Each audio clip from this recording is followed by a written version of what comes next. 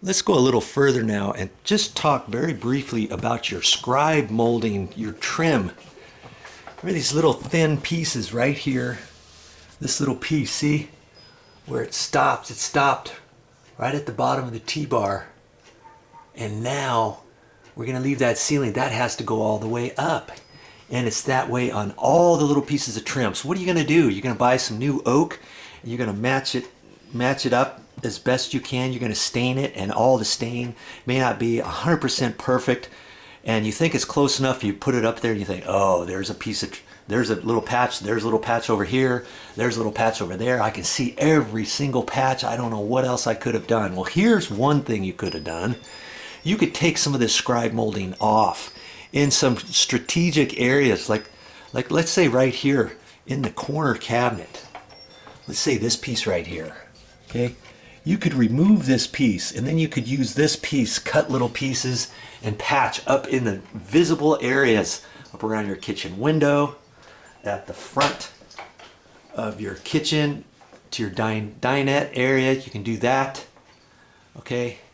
And then you can get some new trim. You see this piece? Do you really want to patch that piece way up high there and see it? Now see where that trim was? It's discolored just a little bit. The cabinet, somebody's going to have to go up there and restain that or something. See, over time, now see, that was the color of the cabinets initially, and over time what happens is lacquer has a tendency to slightly yellow. If you get any sun on the cabinets, you're going to have anything slightly yellow, and that's what's happened over time. You see that? And even where the T-bar ceiling used to attach in, you can't really see it as much up there, but it's there. You see over there the two different colors? You may have to address that. See, there's a line going across there, lighter up at the top. There's a little edge along there. I may have to point that out to my aunt. She may have to have the painter put some stain up there or something and try to blend that in and put some varathane lacquer over that or something. You know, these are the types of things that you want to look at when you're tying things in, because the last thing you want is, if you're going to leave all that stuff, you don't want it to look mismatched and it just patched willy-nilly, whatever, okay?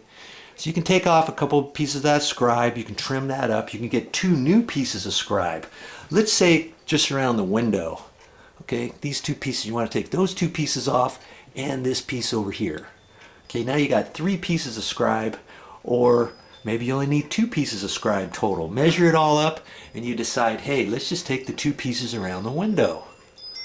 Okay, that piece over there up against the wall and this piece up against the wall. You can use those, and your new scribe can go right here. You can stain it, match it as best you can. You can put that up. If it's slightly off, it's not going to look as noticeable because it's going to be a full-length piece, the same color. It's going to be the same color over on this side too, going all the way up, okay? Those are the types of things that you want to keep in mind if you're going to do any sort of remodeling, patching, whatever, okay?